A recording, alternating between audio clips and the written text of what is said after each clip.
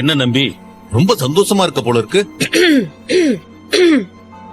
நம்பி நைட்டு ஃபுல்லா பிராக்டிஸ் பண்ணி பார்த்ததுல மாமாவோட குரல் அப்படியே வந்துருச்சு. இப்ப பாருங்க இந்த பாலா யாருன்னு காமிக்கிறேன்.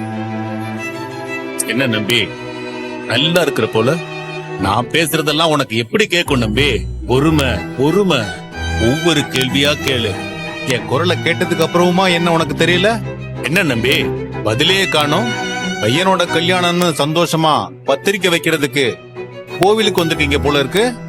என் பிரச்சனை நீதானு உனக்கு தெரியாதா நம்பி?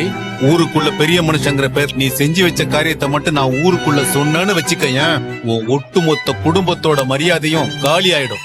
தெரியும்ல?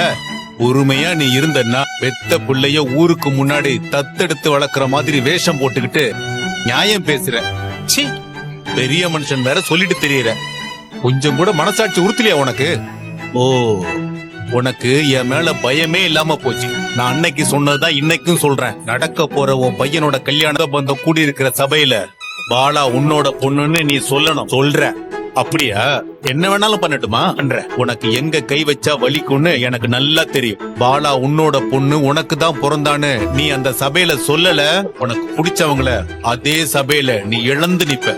உனக்கு எது வேணும்னு நீயே முடிவு பண்ணிக்க.